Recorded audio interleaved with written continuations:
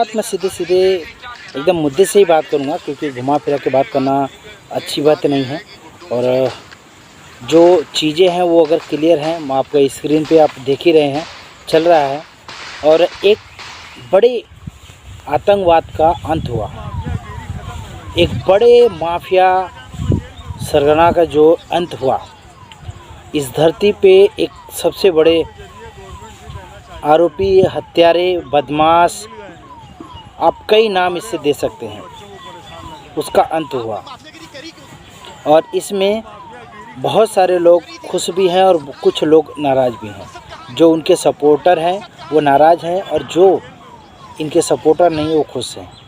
और जिनके घर का, जिनकी ज़मीन हड़प ली गए, और जिनके जो है कि बच्चों को, बेटों को मार दिया गया है ना, पुलिस अधिकारियों के ऊपर अत्याचार करना, तो बहुत सारी ऐसी जो चीज़ें थी जो इनके माध्यम से हुआ था।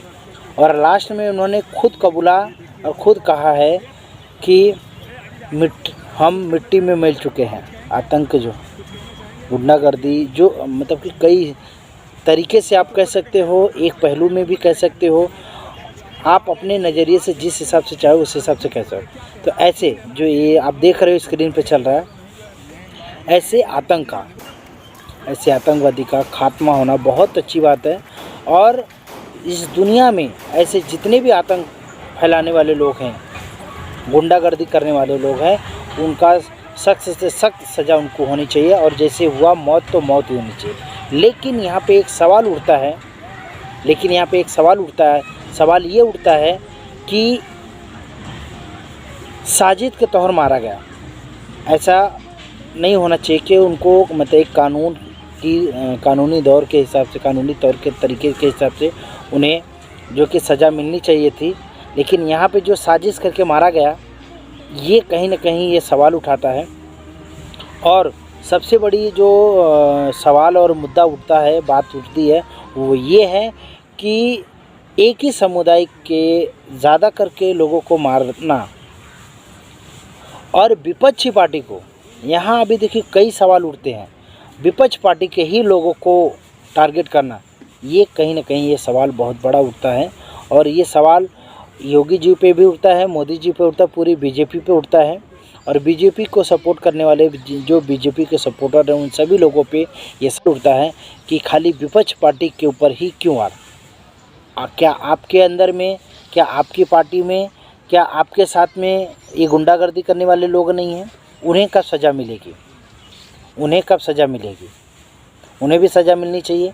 आपके विधायक भी हैं, आपके सांसद भी हैं, आपके कार्यकर्ता भी हैं, बहुत सारे लोग हैं आपके जो ये गुंडागर्दी करते हैं, ऐसे लफड़े करते हैं, लोगों को मारना, पीटना, गाली देना, धमकाना, ये बहुत सारे कांड करते हैं, ज़मीनों को हड़प लेना, बहुत सारे लोग हैं।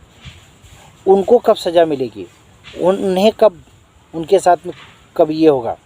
एक विकास दुबे को मार देने से, विकास दुबे भी अखिलेश के संबंध में रहा, मतलब कि जो विपक्षी पार्टी के संबंध में आ रहा है आप उसको मार रहे हैं, लेकिन जो आपके संबंध में आ रहा है उसको क्या कर रहे हो? उसको शरण दे रहे हो, आप उसके अपनी जगह पे स्थान दे रहे हो, उससे बचा रहे हो। ये कहीं ना कहीं ये सरासर गलत है।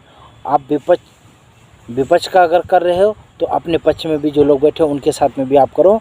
यही देश की जनता चाहती है कि न्याय एक तरफा होना चाहिए, एक तरफ से होना चाहिए, न कि आप अलग अलग निगाहों से देखकर आप जो कि इंसाफ करें।